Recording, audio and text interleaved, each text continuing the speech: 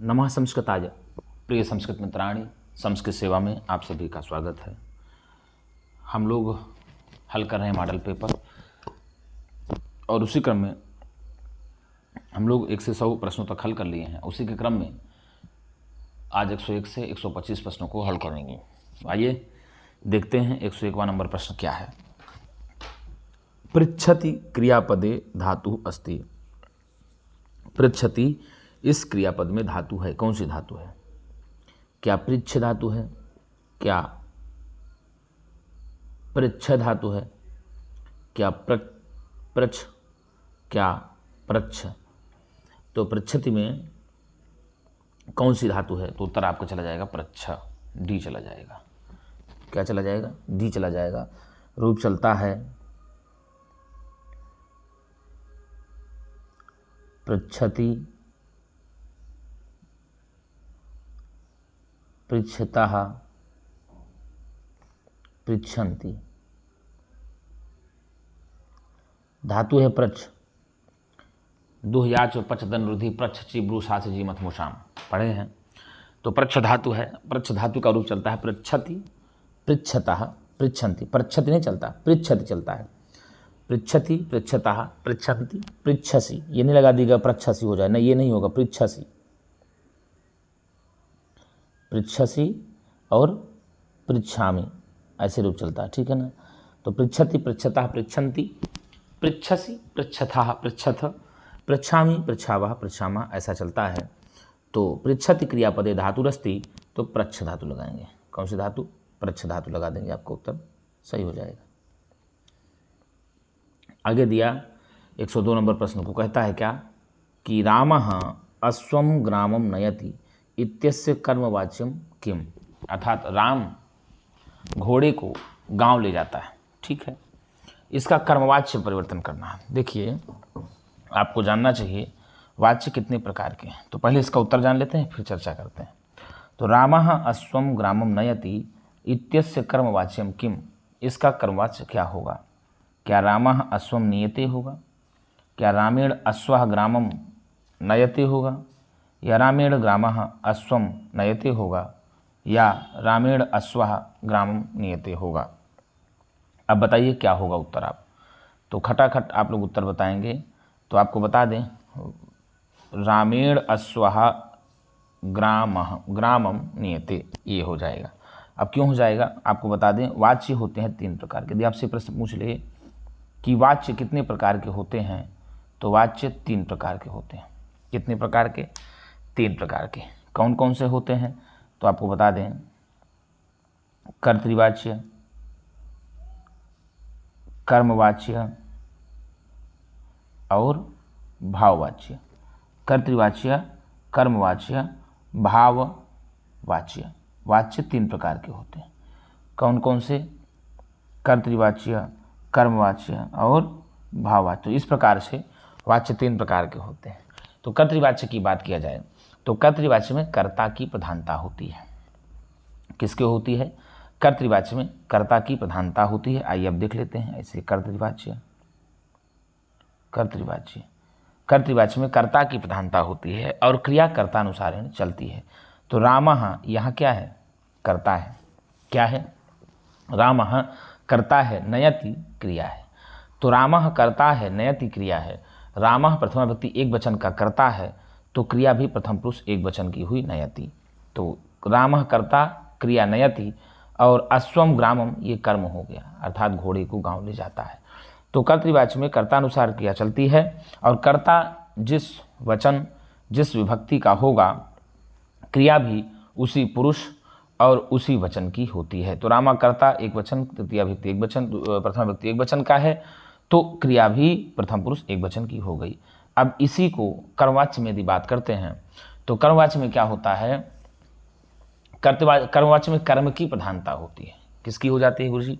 कर्म की प्रधानता हो जाती है कर्मवाच्य में। कर्म की प्रधानता हो जाती है कर्मवाच्य में, और यहाँ कर्मानुसार क्रिया चलती है। किसके अनुसार चलती है? कर्मानुसार क्रिया चलती है कर्मवाच्य में, ठीक है। जब कर्मवाच्य में कर्म प्रधान हो जाएगा तो कर्ता जो है गौण हो जाता है। क्या हो जाता है, गौण हो जाता है। जैसे ही कर्मवाच्य में कर्म की प्रधानता हुई तो कर्म में द्वितीया के स्थान पर प्रथमा विभक्ति हो जाएगी। तो यहाँ देखिए, आपको देख लेते हैं, कर्मवाच्य में कर्ता की तो तृतीया हो जाएगी, तो राम का रामेण बना, ठीक है। और अश्वम ग्रामम, तो अश्वम का प्रथमा विभक्ति में बनेगा अश्वः बन गया। ग्रामम नपुंसक लिंग का शब्द है तो ग्रामम ही प्रथमांत में रहेगा, नियति यत् प्रत्यय लग करके ये हो जाता है। तो इस प्रकार से कर्तृवाच्य में कर्ता की प्रधानता होती है, क्रिया कर्तानुसार चलती है, और कर्ता प्रथमा विभक्ति में होता है। किसमें होता है, प्रथमा विभक्ति में होता है। कर्मवाच्य में कर्ता की प्रधानता नहीं होती, कर्ता गौण होता है, उसमें कर्म की प्रधानता होती है। और कर्ता कर्मवाच्य में तृतीया विभक्ति में होता है, कर्म प्रथमा विभक्ति में होता है, और कर्मानुसार क्रिया चलती है, ऐसा बता दें आपको कर्मवाच्य में। भाववाच्य में भावानुसार क्रिया चलती है, और क्रिया सर्वदा प्रथमा विभक्ति एक वचन में होगी। कर्ता किसी वचन में हो, किसी विभक्ति में हो, इससे मतलब नहीं है, हमेशा क्रिया एक वचन में होती है, प्रथमा विभक्ति एक वचन में हो, प्रथम पुरुष एक वचन की क्रिया वहाँ पर होती है भाववाच्य में, ठीक है ना। भावानुसार क्रिया चलती है। जैसे मया सुप्यते, अस्माभि सुप्यते भी होगा, चाहे मया सुप्यते कहिए, चाहे कर्ता चेंज हो जाए, अस्माभि हो जाए, फिर भी सुप्यते ही होगा। तो क्रिया सदैव प्रथम पुरुष एक वचन में ही होती है, ऐसा होता है वाच्य परिवर्तन में, ठीक है। तो वाच्य परिवर्तन में हमने आपको बताया कि वाच्य तीन प्रकार के होते हैं, कर्तृवाच्य, कर्मवाच्य, भाववाच्य। कर्तृवाच्य में कर्ता की प्रधानता होती है और क्रिया कर्तानुसार चलती है। कर्तृवाच्य में कर्म गौण होता है, कर्तृवाच्य में कर्म की द्वितीया विभक्ति होती है, और कर्तृवाच्य में कर्ता की प्रथमा विभक्ति होती है, ठीक है। और क्रिया कर्तानुसार चलती है। जैसे ही आए कर्मवाच्य में, तो कर्मवाच्य में कर्म की प्रधानता होती है, और इसमें कर्ता तृतीया विभक्ति में प्रयुक्त होता है, और ठीक है ना, इसकी क्रिया कर्मानुसार चलती है, और कर्म में प्रथमा विभक्ति होती है। कर्म में कौन सी विभक्ति होती है, कर्म की गणना प्रथमा विभक्ति में हो जाती है। जैसे यहाँ पर अश्वः ग्रामम हो गया है, देखिए यहाँ अश्वम है, यहाँ अश्वम है, और यहाँ अश्वः है, ठीक है ना। तो यहाँ राम, तो ये हो जाएगा आपका उत्तर, ये सही हो जाएगा, ठीक है ना। ये देखिए, ये द्वितीयांत में है क्योंकि कर्तृवाच्य में है, कर्म में द्वितीया है। ये कर्मवाच्य में है तो कर्म में प्रथमा हो गई और कर्ता में तृतीया हो गई, कर्मानुसार क्रिया चलती है। आइए, कर्मवाच्यम संभवम अस्ति, कर्मवाच्य संभव है, बताइए किसमें, सकर्मक अकर्मक में, ठीक है। केवल सकर्मक के, केवल सकर्मक में, अथवा केवल अकर्मक के, केवल अकर्मक में, सर्वेषु सभी में। तो भैया कर्मवाच्य केवल सकर्मक में ही संभव है, सकर्मक अकर्मक में नहीं होगा, केवल अकर्मक में नहीं होगा, केवल सकर्मक में ही होगा। जहाँ पर कर्म आएगा वहीं पर कर्मवाच्य का प्रयोग कर सकते हैं, अन्यथा नहीं हो पाएगा, ठीक है। आगे आइए, आगे दिया कि दुग्धम प्रकृत्या मधुरम, दूध प्रकृति से मधुर है, स्वाभाविक रूप से मधुर होता है, दूध का लक्षण मधुर होता है। इत्यस्य कहा प्रकृतानुवादः, इसका क्या होगा, प्रकृति के अनुसार अनुवाद क्या होगा। दूध अच्छा है, या दुग्ध स्वभाव से मधुर है, या दुग्ध मधुर है, या दुग्ध मधुर होता है। तो भैया आपको बता दी प्रकृत्याचार हो, ठीक है, स्वभाव से कुशल, ठीक। दुग्धम प्रकृत्या मधुरम अस्ति, दूध प्रकृति से मधुर है, दूध स्वभाव से मधुर होना चाहिए, ऐसा होना चाहिए। इसका उत्तर तो आपका जाएगा उत्तर बी, दूध स्वभाव से मधुर है, जैसे प्रकृत्याचार चलता है, ठीक है। तो आपका उत्तर चला जाएगा वी, करेक्ट हो जाएगा। आगे दिया है, आगे क्या दिया हो देख लेते हैं। सज्जनैः निंदितम,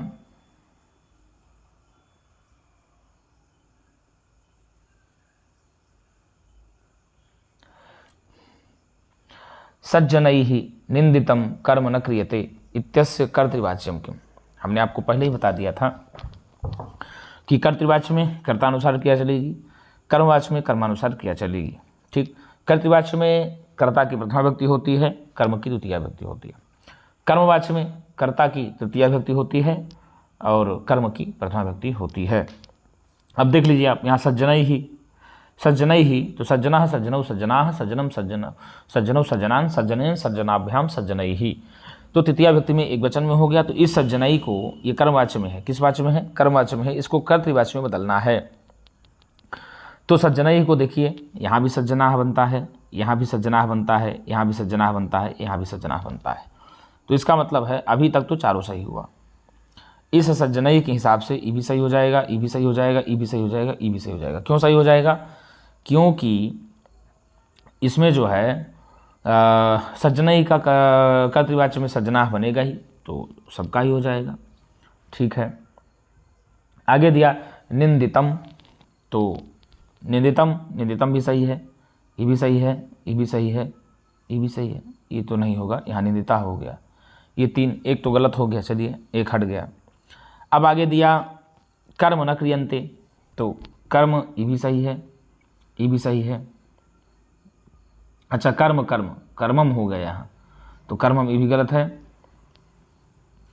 ये भी गलत है, और कर्मः ये नहीं होगा, ये तो होगा ही नहीं। तो इसमें जो है ये कर्म न कुर्वन्ति, ये पकड़ गया। कर्म कर्मणि कर्माणि रूप चलता है, ये कर्म कर्मणि कर्माणि रूप चलता है। ठीक है, तो सज्जनाः निंदितम कर्म न कुर्वन्ति, आपका उत्तर डी सही हो जाएगा। कौन सा उत्तर सही होगा गुरुजी? डी आपका उत्तर सही हो जाएगा। ये ध्यान देना है आप लोगों को। आगे दिया है वह गाय से दूध दूहता है, वह गाय से दूध दूहता है, संस्कृते शुद्धम अनुवादम किम, संस्कृत में शुद्ध अनुवाद क्या होगा? अब बताइए। सह गवा पया दुग्धि, क्या ये होगा? सह गाम पया दुहति, क्या ये होगा? सह गोभी पया दुग्धि, क्या ये होगा? सह गाम पया दुग्धि, वह गाय से दूध दूहता है का क्या होगा? एकदम करेक्ट आप बताइए। तो गुरुजी सह गाम पया दुग्धि। यद्यपि यहाँ पर अपादान होना चाहिए था, गाय से दूध का अलगाव हो रहा है, पार्थक्य हो रहा है, किंतु एक सूत्र है अकजतंचा, उसके अंतर्गत 16 धातुएं आती हैं, द्विकर्मक धातुएं। दुह याच पच दंड रुधि प्रच्छची ब्रूसासजी मथ मुषाम। ठीक है ना, तो इनके अंतर्गत जो आती हैं तथा स्यात् निह्री कृष्वहम, ऐसी धातुएं आती हैं, 16 द्विकर्मक धातुएं आती हैं। तो यहाँ पर गोह के स्थान पर गाम हो गया अकहितमचा सूत्र से, दुहयाच पच दंड रुधि प्रच्छची ब्रूसासजी मथ, इनके योग में। तो यहाँ पर दुग्ध, ठीक है ना, दुह धातु, और दुह होने के कारण दुग्धि, दुह धातु होने के कारण से ही यहाँ पर गाम हो गया। तो शाह गाम पया दुग्धि ऐसे रूप चलता, दोग्धि दुहता दुग्धा दुहंती ऐसे रूप चलता है। ठीक है, दोग्धि दुग्धा दुहंती रूप चलता है, तो यहाँ दुग्धि प्रथमांत तो हो जाएगा, आपका डी उत्तर सही हो जाएगा। आगे दिया है, आगे देख लेते हैं क्या दिया है गुरुजी। सुमेलित करें, क्या करना है? सुमेलित करना है। पहले सुमेलित कर लेते हैं और लिख लेते हैं, उसके बाद देखा जाएगा। शिव इव धतावतारः, शिव के समान कौन अवतार को धारण किया है? आइए हम लोग मिला लेते हैं, शिव के समान कौन अवतार को धारण किए हुए। तो किसकी चर्चा आई है? शिवराज विजय में। किसमें चर्चा आई है गुरुजी? शिवराज विजय में इसकी चर्चा आई है कि शिव के अनुसार कौन धारण अवतार किए हुए हैं। आइए देखते हैं 107 नंबर में। तो शिव के अनुसार जो है शिव इव धतावतारः, किसके समान? शिव इव धतावतारः, शिव के समान अवतार धारण करने वाले कौन हैं? तो जो आ है उसका 3 हो जाएगा, वीर शिवाजी की, शिव वीरा। ठीक है, तो आ को हम 3 लिख दिए। आ को क्या लिख दिए? 3 लिख दिए। छिन्न कंधरः, अब छिन्न कंधरा में क्या होगा? तो बा, तो छिन्न कंधरा कौन था? यवन युवकः, आप ए लगा देंगे, 1 हो गया। दग्धमुहा, दग्धमुहा कौन था? तो महामदः, महमूद गजनवी के बारे में मुँह जला कहा गया था, तो देव हो गया। अब आयत लाटः कौन है? तो आप जानते हैं गौरबटू के बारे में आया है। किसके बारे में आया है? गौरबटू के बारे में आया हुआ, तो यहाँ गौरबटू लगा दिए। अंगार प्रतिमे नैने किसका है? तो यहाँ 5 कर दिया। अंगार प्रतिमे नैने किसका है? तो योगीराज जी हैं, 4 हो गया। तो 3 1 2 5 4, तो 3 1, देखिए 3 1 5 2 हो गया, 1 है नहीं, 3 1 2 5 4, आपका बी उत्तर सही हो जाएगा। क्या हो जाएगा गुरुजी? बी आपका उत्तर सही हो जाएगा, 3 1 2 5 4 हो जाएगा। ठीक। शिव इव धतावतारः कौन थे? शिवाजी थे। छिन्न कंधरा यवन युवक था, उसी से संबंधित है। दग्धमुहा महमूद गजनवी से संबंधित है। आयत लाटः सुबाहु विशाल लोचना शासित, जानते ही हैं, गौरभट्टू के बारे में पढ़े थे आप। अंगार प्रतिमे नयने, योगीराज के लिए, तो भी आपका उत्तर सही हो जाएगा। आगे दिया गुरुजी, समुदाचारः अत्र प्रकृति प्रत्ययः अस्ति। समुदाचारः यहाँ पर प्रकृति प्रत्यय है, बताइए कौन सा प्रकृति प्रत्यय होगा समुदाचारः में? क्या सम उत्चरकता, क्या सम उत्चरकता होगा, या समुद आचर खर होगा, क्या सम उत आचर घई होगा, क्या समुत आचर घई होगा? तो गुरुजी सम उपसर्ग एवं उत उपसर्ग एवं आंग उपसर्ग पूर्वक चर से घई होकर के बन जाएगा समुदाचारा। ठीक है, सम उत आ चर घई बन गया समुदाचारा। आपका उत्तर सी फॉर करेक्ट हो जाएगा। आगे देख लेते हैं, संस्कृत भाषायाम 88 संख्या वर्तते।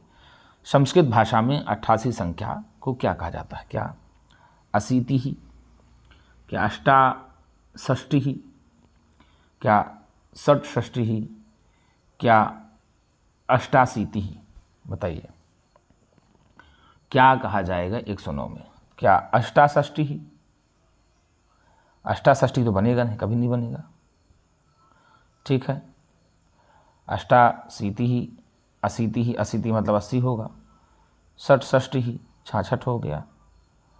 ठीक है, अष्टाषष्टि तो 68 होता है, अष्टषष्टि भी होता है, यहाँ हो जाएगा अष्टाशीति ही अशीति ही।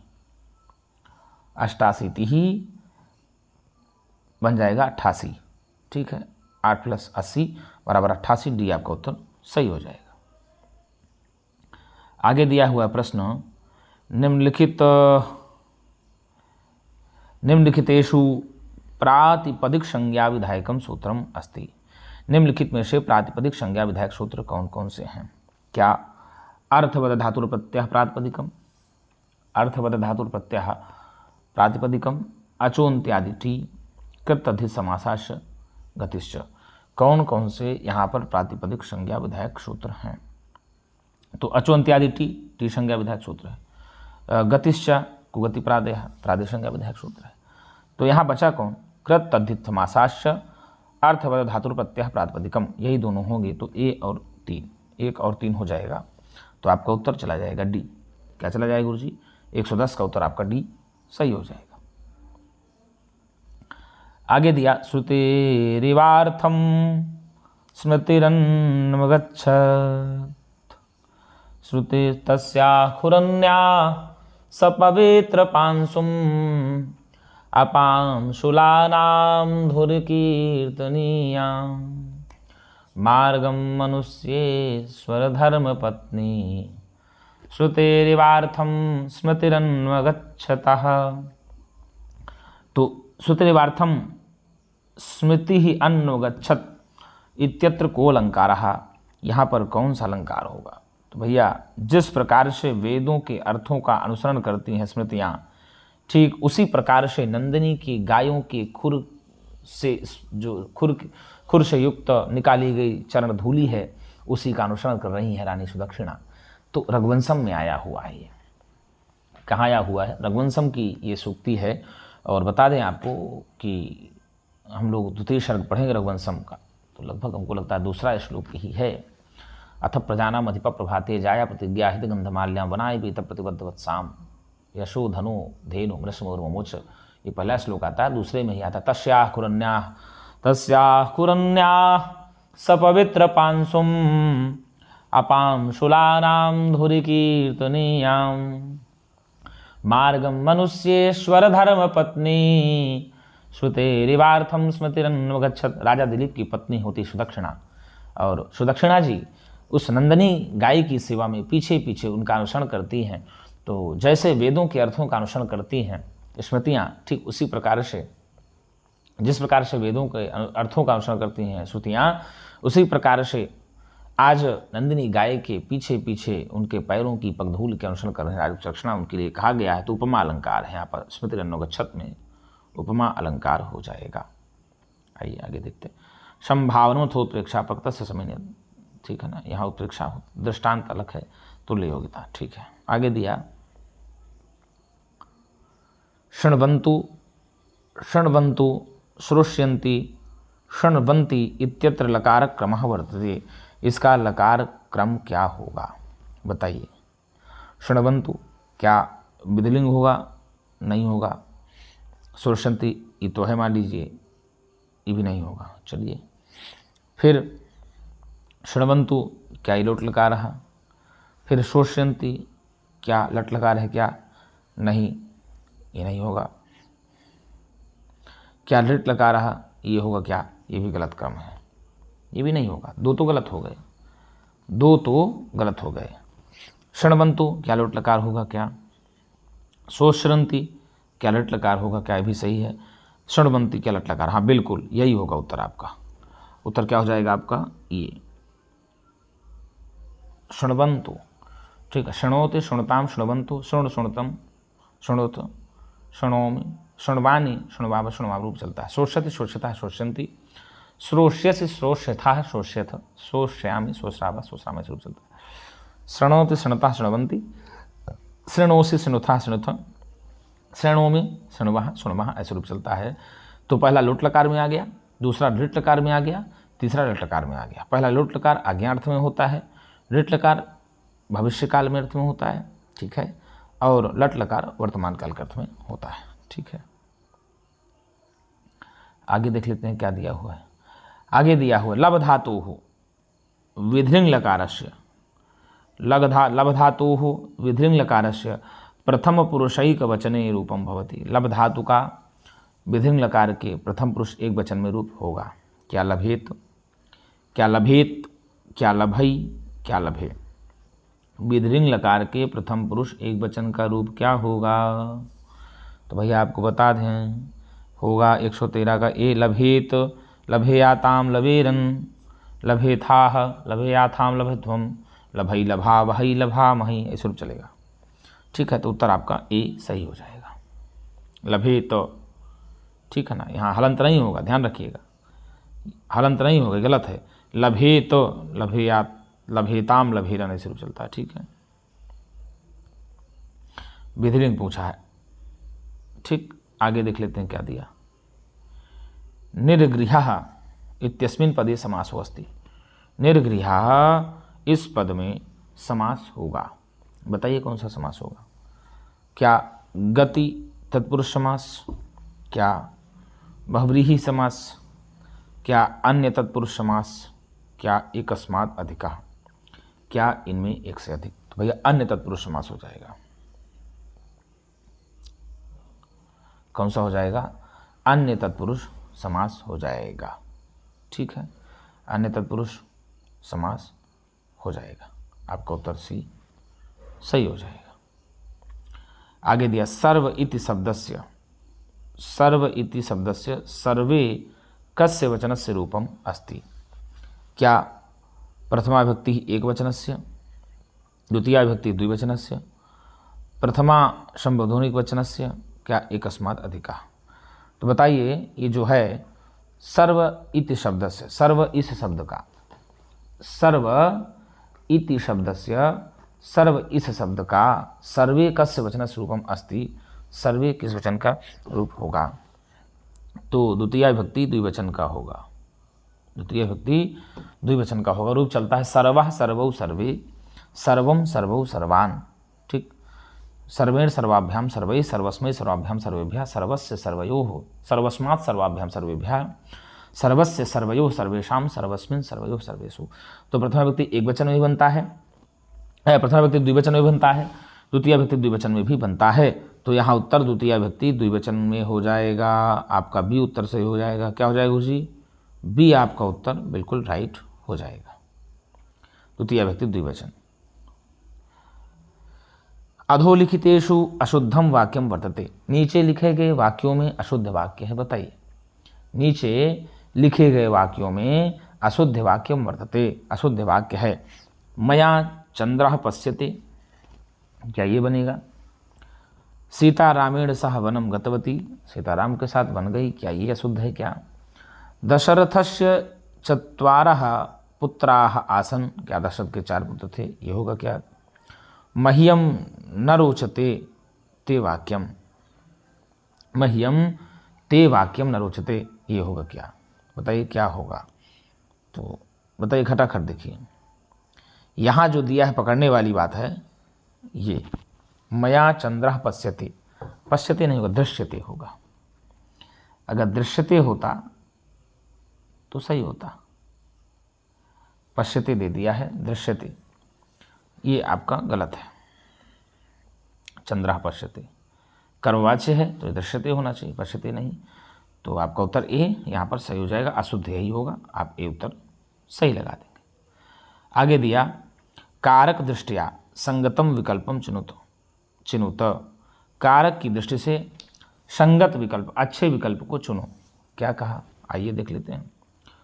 सर्वस्मिन् शरीरे आत्मा अस्ति इति अभिव्यापक आधार से उदाहरणम अस्ति। ठीक है, चलिए मान लिए।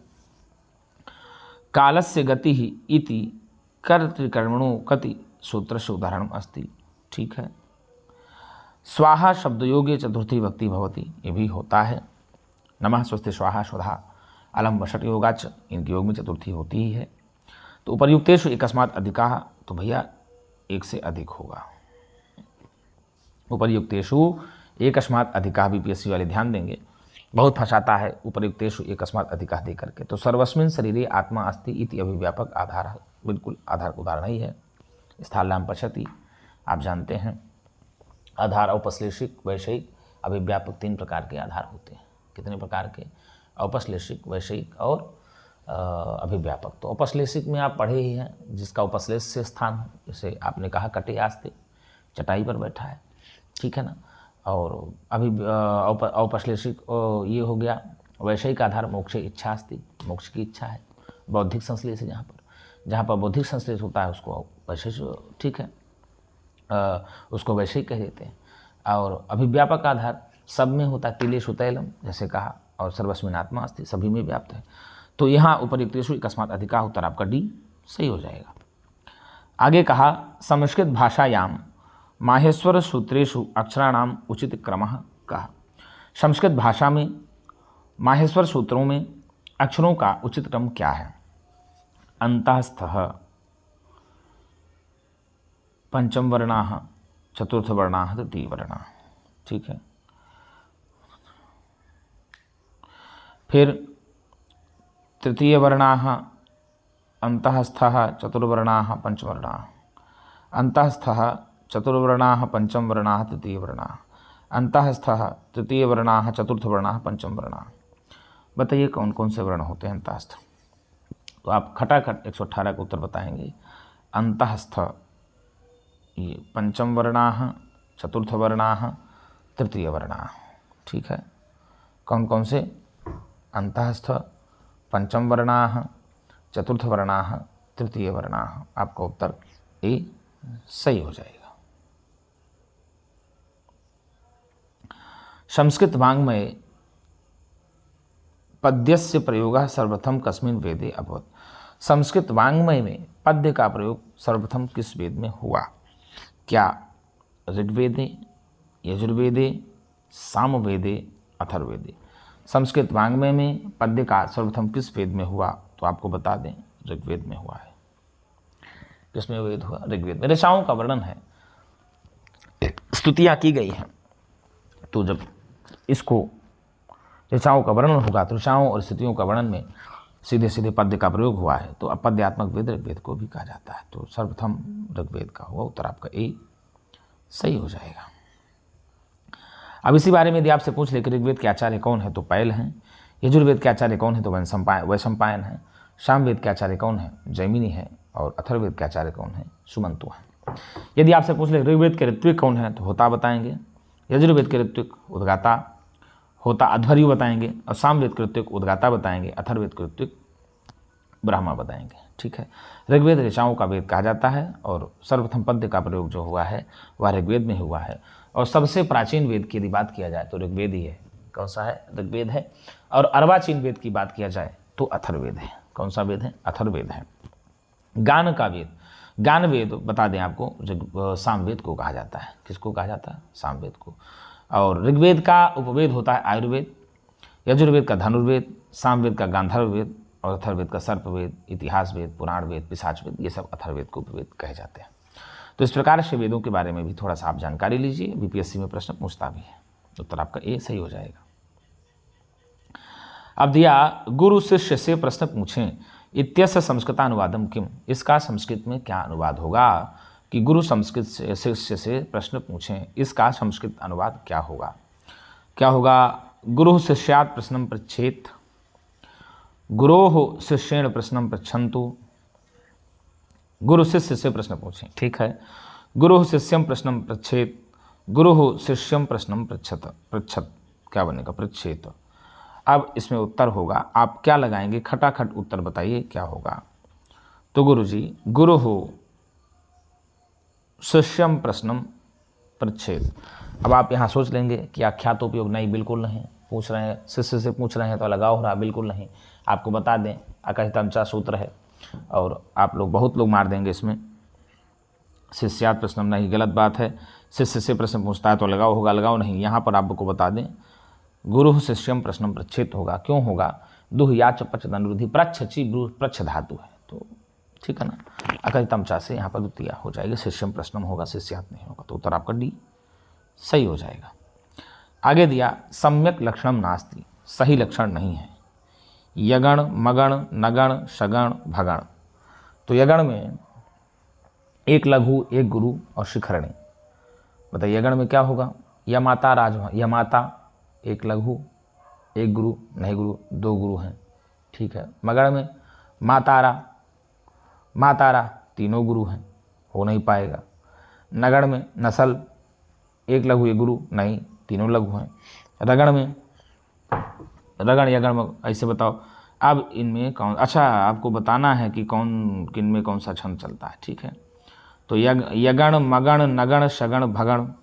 तो शिखरणी रसई रुद्रैशन्ना यमन सभलागा शिखरणी। यमन यगण, मगण, नगण, सबलागा शिखरणी। अब बताइए कौन सा होगा 121 का? तो ये नहीं होगा। मगण मंदाक्रांता जलधिषड गई भौनतौ तात गुरु चेत। क्या ये होगा? क्या ये भी नहीं होगा। फिर आया नगण में हरिणी, हरिणी होगा क्या? ये भी नहीं होगा। तो ये होगा श्रद्धरा। रगण, यगण, भगण, नगण, यगण, यगण, यगण। तो 121 का आपका उत्तर डी सही हो जाएगा। संस्कृत साहित्य रीति काव्य से जन्मदाता अस्ति। संस्कृत साहित्य में रीति काव्य के जन्मदाता कौन है? क्या माघः, वामनः, विश्वनाथः, भारवी। तो संस्कृत काव्य में काव्यस्यात्मा रीति ही, रीतिरात्मा काव्यस्य, वामन जी कहते हैं। क्या संस्कृत साहित्य में रीति संप्रदाय के तो वामन हो जाएंगे, लेकिन रीति का जो जन्मदाता है उसे भारवी को माना जाता है। किसको माना जाता है? भारवी को माना जाता है। देखिए रीति, यद्यपि आप रीति संप्रदाय की बात करेंगे तो वामन से होता है, लेकिन रीति परंपरा को चलाने वाले कौन हैं? रीति के जन्मदाता कौन? रीति काव्य के तो भारवी जी। कौन है? भारवी। आपका उत्तर डी सही हो जाएगा। आगे दिया कुटीर निकटस्थ निष्कुटक कदली कूटे इत्यस्मिन् गद्यांशे को अलंकारा। कुटीर के समीप में ही एक कदली की बगीचे में, इस गद्यांश में कौन सा अलंकार है? रूपकम, क्या रूपक अलंकार है? उपमा, क्या उपमा अलंकार है? श्रुत्यनुप्रास, क्या श्रुत्यनुप्रास अलंकार है? क्या वृत्त्यनुप्रास, क्या वृत्त्यनुप्रास है? बताइए कौन सा अलंकार होगा? है तो अनुप्रास ही होगा, तो यहाँ पर श्रुत्यनुप्रास हो जाएगा। कौन सा होगा? श्रुत्यनुप्रास हो जाएगा। तो यहाँ पर सी उत्तर आपका सही हो जाएगा। आगे देखते हैं इत संज्ञा विधायकम सूत्रम नास्ति। इत संज्ञा विधायक सूत्र अस्ति और नास्ति में ध्यान दीजिएगा। बहुत लोग नास्ति को अस्थि समझ बैठते हैं और अस्थि को नास्ति समझ बैठते हैं। अस्थि नास्ति पर आपको फोकस करना है। तो यहाँ पर दिया इत संज्ञा विधायकम सूत्रम नास्ति। इत संज्ञा विधायक सूत्र नहीं है। कौन सा नहीं है बताइए? आदि टुडवः, इर इत संज्ञावाच्या शाह प्रत्यय से न विभक्तो तुष्मा। तो देते न विभक्तो तुष्मा, ये भी है क्या, ये भी है क्या। इर इत संज्ञावाच्या, क्या ई होगा क्या। आदि टुडवा, क्या ई होगा क्या। क्या शाह प्रत्ययश, क्या ई होगा क्या। तो भैया न विभक्तो तुष्मा नास्ति पूछा है। कौन सा पूछा है। इत संज्ञा विधायक सूत्र नहीं है, बताइए। तो न विभक्तो तुष्मा, आपका डी उत्तर सही हो जाएगा। एतेषु किम रूपकम नास्ति, इनमें कौन सा रूपक नहीं है। मृच्छकटिकम नहीं है क्या, विक्रमोशियम नहीं है क्या, 10 कुमार चरितम नहीं है क्या, महावीर चरितम नहीं है क्या, बताइए कौन सा नहीं है। तो 10 कुमार चरितम रूपक नहीं है, बाकी सारे रूपक। महावीर चरितम भी रूपक है, मृच्छकटिकम भी रूपक है, विक्रमोशियम भी रूपक ही है। तो उत्तर आपका सीधे सीधे चला जाएगा 10 कुमार चरितम, उत्तर आपका डी सही हो जाएगा। ठीक है। विक्रमोशियम त्रुटक है और रूपकों के अंतर्गत गणना होती है, महाकवि कालिदास की रचना है। मृच्छकटिकम प्रकरण ग्रंथ है, इसकी भी रूपक के अंतर्गत गणना नहीं होती है। रूपक की अंतर्गत गणना हो प्रकरण ग्रंथ है महावीर चरितम, उत्तराम चरितम, ये भवभूति की रचना है। तो 10 रूपकम एतेषु रूपकम किम नास्ति, इनमें रूपक कौन सा नहीं है। तो आप बताएंगे इनमें रूपक 10 कुमार चरितम नहीं है। ठीक है, तो आपका उत्तर डी हो जाएगा। तो मित्रों आज के लिए इतना ही, हम पुनः एक नई वीडियो के साथ मिलेंगे। तब तक के लिए नमः शमस्कृताय, शुभ रात्रि।